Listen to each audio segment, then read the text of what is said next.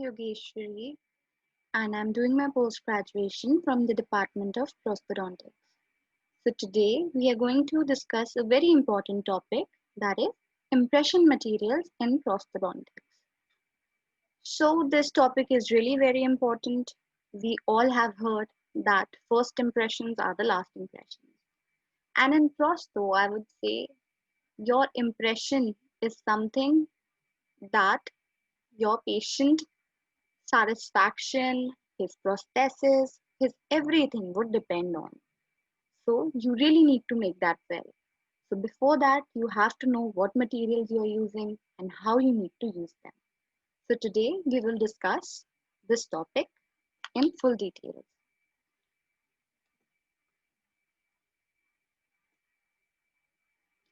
So the importance of this topic from exam point of view. In our university and whatever other books I have seen, these are the basic questions which you can expect from this topic.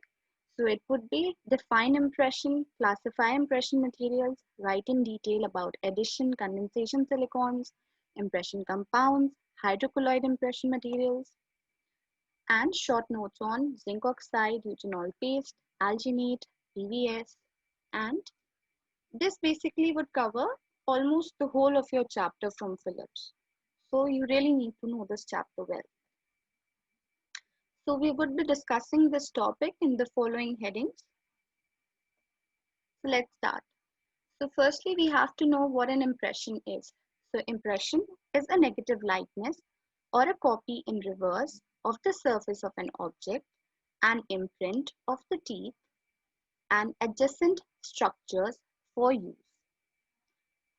In dentistry, impression material is a dental material whose function is to accurately record the dimensions of the oral tissues and their spatial relationship.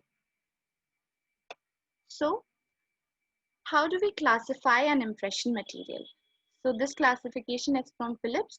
They say based on the setting mechanism, it could be a chemical reaction, and you know if it's a chemical reaction, it would be irreversible. So your examples of this would be plaster. Once it sets, you know it cannot be done back. So it is irreversible.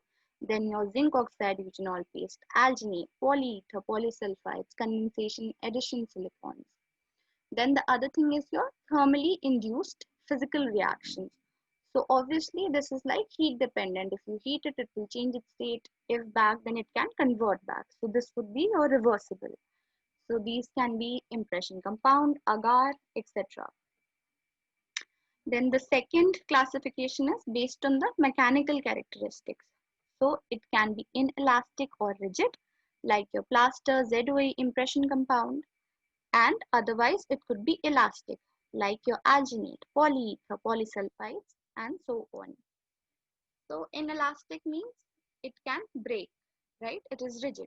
Elastic, it would be better while you're making the impressions. It can, you can take it out properly from the patient's mouth and much more. So these are some other classifications I have taken up from a few articles. I would be quoting them.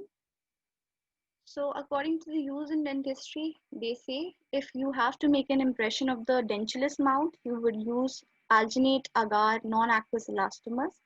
For obtaining impressions of the edentulous mouth, you would be using impression compound, impression plaster, zinc oxide eugenol, and wax. Then depending on the technique used, like we have impression techniques. So it could be mucostatic or mucocompressive. So for the mucostatic, you would be using impression plaster, agar, alginate. For mucocompressive, you would be using impression compound. So I would also like to tell you here, if you have to prepare from your exam point of view, the more classifications you give, the more better marks you would get. So it is better if you write these many. Then coming to the requirements, like what do we mean by an ideal impression material? So these 7 points are from your Phillips. So firstly, it should be fluid enough to adapt to the oral tissues. We obviously want it to flow and cover all the surfaces we have to take. Then it should be viscous enough to be contained in a tray. Otherwise, if it is so flowable, it won't be able to adapt. So This is your second point. Then third, it should be able to transform, set into a rubbery or rigid solid in the mouth in a reasonable amount of time. Yes, we don't want something that is taking hours. It would be very uncomfortable for the patient and for you. So your third point is this. Then your fourth point says resistant to distortion or tearing. Then it should be dimensionally stable, long enough to permit one or two casts to be poured. Yes, we do not want, like we have just taken the impression and then we are rushing everywhere that we have to pour it. Otherwise, it would be lost. So we want it to be dimensionally stable, at least till a time that we can pour one cast or two casts out of it. Then it should be obviously biocompatible. It should not cause any allergies, etc. to the patient or to you. Then it should be cost effective in terms of time and the expense associated with the processing equipment. Like I would say, agar requires a lot of equipment. So that is why it is not used very much these days. Only it is used for certain procedures. Then steps of making an impression are, firstly, you have to prepare your tray, then you have to manage your tissues, then you have to prepare the material, then you make the impression. Then you have to remove the impression, and then the last step is prepare the stone casts and dies. So firstly, we are starting with your elastomeric impression materials. So elastomeric impression materials can be elastic and irreversible in their nature. So elastomers comprise a group of synthetic polymer-based impression materials. They are chemically cross-linked when they set, and they can be stretched, yet they will dimensionally be able to recover to their original, like vulcanized rubber. So chemically, they are of three types: polysulfide, silicones, condensation and addition, and polyethers. So basically, they are formulated in your base and catalyst paste or liquid or whatever, and then they are just mixed before you have to make the impression. So they are available as various consistencies: extra low, low, medium, heavy, putty.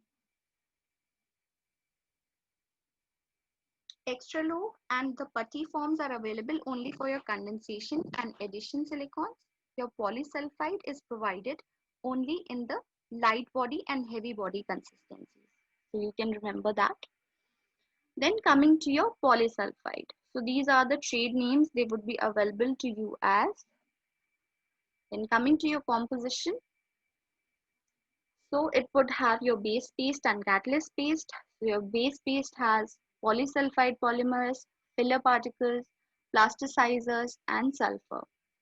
This all I have mentioned. Then your catalyst paste basically has lead dioxide, dimethyl phthalates, sulfur.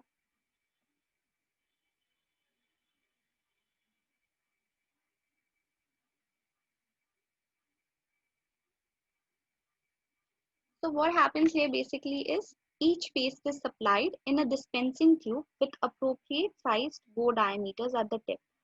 So equal lengths of paste you have to take, and then you have to mix. Since the composition of the material in the tube is balanced with that of the accelerator, the matched tube supplied by the manufacturer should always be used. The reaction starts at the beginning of the mixing and reaches its maximum rate as soon as the spatulation is complete. So during the final set, a material of adequate elasticity and strength is formed. Moisture and temperature have a very significant effect on the course of this reaction.